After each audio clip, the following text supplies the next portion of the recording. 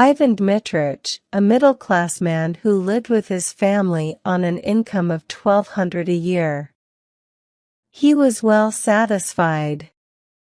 He sat down on the sofa after dinner and began reading the newspaper.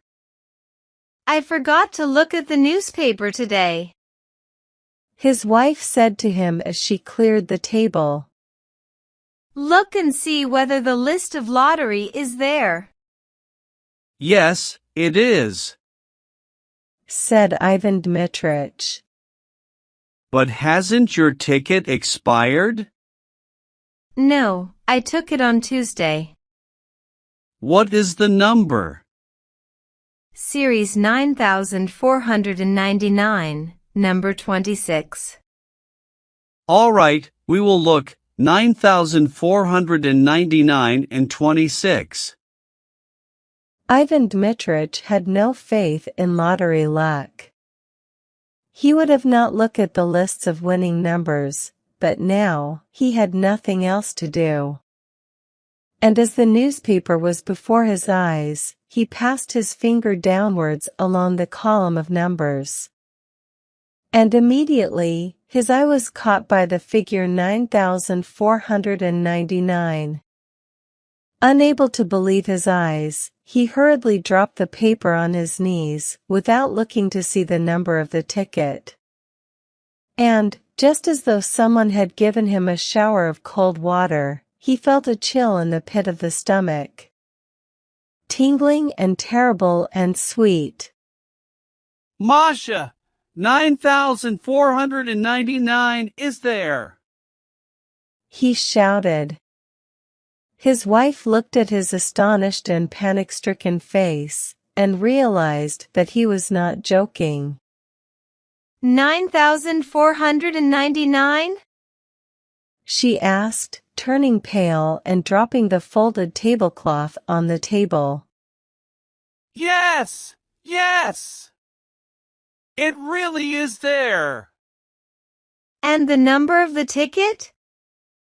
Oh, yes. There's the number of the ticket too.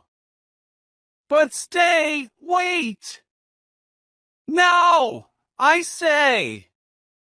Anyway, the number of our series is there. Anyway, you understand. Looking at his wife, Ivan Dmitrich gave a broad, senseless smile, like a baby when a bright object is shown it.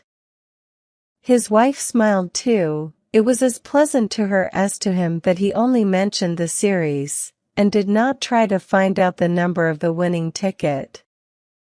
She was very excited to know the ticket number.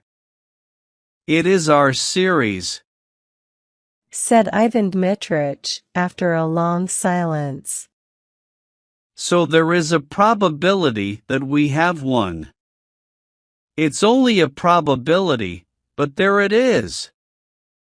Well, now look. Wait a little. We have plenty of time to be disappointed. It's on the second line from the top, so the price is 75,000. That's not money, but power, capital.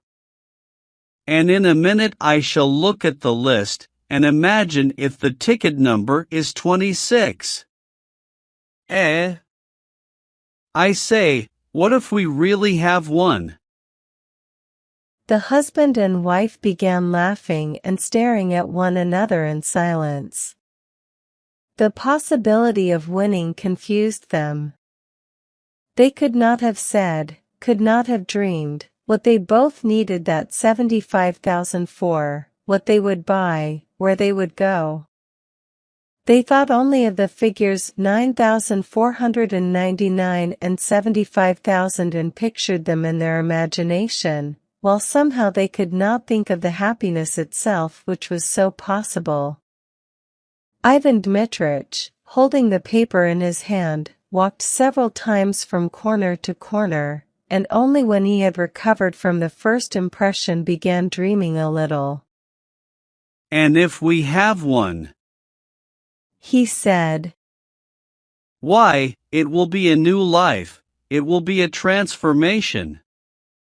The ticket is yours, but if it were mine I should, first of all, of course, spend $25,000 on real property in the shape of a big house. $10,000 on immediate expenses, new furnishing, traveling, paying debts, and so on. The other $40,000 I would put in the bank and get interest on it. Yes, a big house, that would be nice, said his wife, sitting down and dropping her hands in her lap. Somewhere in the Tula or Oriol provinces. In the first place, we shouldn't need a summer villa, and besides, it would always bring in an income. And pictures came crowding on his imagination, each more beautiful and poetical than the last. And in all these pictures he saw himself well-fed, calm, healthy, felt warm, even hot. Here, after eating a summer soup, cold as ice, he lay on his back on the burning sand, close to a stream or in the garden under a lime tree. It is hot. His little boy and girl are crawling about near him, digging in the sand or catching ladybirds in the grass. He dozes sweetly, thinking of nothing, and feeling all over that he need not go to the office today, tomorrow, or the day after. Or, tired of lying still, he goes to the hayfield, or to the forest for mushrooms, or watches the peasants catching fish with a net. When the sun sets he takes a towel and soap and walks slowly to the bathing shed, where he undresses at his leisure, slowly rubs his bare chest with his hands, and goes into the water. After bathing there is tea with cream and milk rolls. In the evening a walk or wine with the neighbors. Yes, it would be nice to buy a big house, said his wife, also dreaming, and from her face it was evident that she was enchanted by her thoughts. Ivan Dmitrich pictured to himself autumn with its rains, its cold evenings, and its St. Martin's summer. At that season he would have to take longer walks about the garden and beside the river, so as to get thoroughly chilled. And then drink a big glass of vodka, and eat a salted mushroom or a cucumber, and then drink another. The children would come running from the kitchen garden, bringing a carrot and a radish smelling of fresh earth. And then he would lie stretched full length on the sofa, and in leisurely fashion turn over the pages of some illustrated magazine. Then covering his face with it and unbuttoning his waistcoat, he would sleep. This St. Martin's summer is followed by cloudy, gloomy weather. It rains day and night, the bare trees weep, the wind is damp and cold. The dogs, the horses, the fowls, all are wet, depressed, downcast. There is nowhere to walk. One can't go out for days together. It is boring. Ivan Dmitrich stopped and looked at his wife. I should go abroad, you know, Masha. And he began thinking how nice it would be in late autumn to go abroad somewhere to the south of France, to Italy, or to India. I should certainly go abroad too. But look at the number of the ticket. Wait. He walked about the room and went on thinking. It occurred to him, what if his wife really did go abroad? It is pleasant to travel alone. Careless women who live in the present didn't think and talk all the journey about nothing but their children, pain, and they became arrogant because of money. Ivan Dmitrich imagined his wife in the train with lots of parcels, baskets, and bags. She would be sighing over something, complaining that the train made her head ache, that she had spent so much money. At the stations he would have to run for boiling water, bread and butter. She would insult me for every penny, he thought, with a glance at his wife. The lottery ticket is hers, not mine. Besides, what is the use of her going abroad? What does she want there? She would shut herself up in the hotel, and not let me out of her sight, I know. And for the first time in his life his mind thought on the fact that his wife had grown elderly and plain. And she was losing her beauty with age. While he was still young, fresh, and healthy, and might well have got married again. Of course, all that is silly nonsense, he thought. But why should she go abroad? What would she make of it? And yet she would go, of course. In reality, all the money belongs to her. She would only be in my way.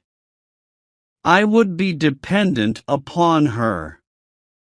Like a regular woman, she will lock the money up as soon as she gets it. She will hide it from me. She will look after her relations and insult me for a single coin. Ivan Dmitrich thought of her relations. All those wretched brothers and sisters and aunts and uncles would come crawling about as soon as they heard of the winning ticket. They would begin crying like beggars. Wretched, stupid people. If they were given anything, they would ask for more. While if they were refused, they would swear at them and wish them every misfortune. Ivan Dmitrich remembered his own relations, and their faces. He hated them as well. They are such reptiles, he thought. And now his wife's face was hateful too. Anger filled up in his heart against her, and he thought, she knows nothing about money, and she is so mean. If she wanted, she would give me 100 rubles, and put the rest away under lock and key. And he looked at his wife, not with a smile now, but with hatred. She glanced at him too, and also with hatred and anger. She had her own daydreams, her own plans, her own reflections. She understood perfectly well what her husband's dreams were. She knew who would be the first to try and grab her winnings. It's very nice making daydreams at other people's expense, is what her eyes expressed. No, don't you dare. Her husband understood her look. Hatred began stirring again, and in order to annoy his wife he glanced quickly, then at the 4th page on the newspaper he read out. Series 9499, number 46. Not 26. Hatred and hope both disappeared at once. And it began immediately to seem to Ivan Dmitrich and his wife that their rooms were dark and small and low-pitched, that the supper they had been eating was not doing them good, but lying heavy on their stomachs, that the evenings were long and tiring. What is this under my foot? said Ivan Dmitrich angrily. Wherever one steps there are bits of paper under one's feet, crumbs, husks. The rooms are never swept. One is simply forced to go out. I shall go and hang myself on the first aspen tree.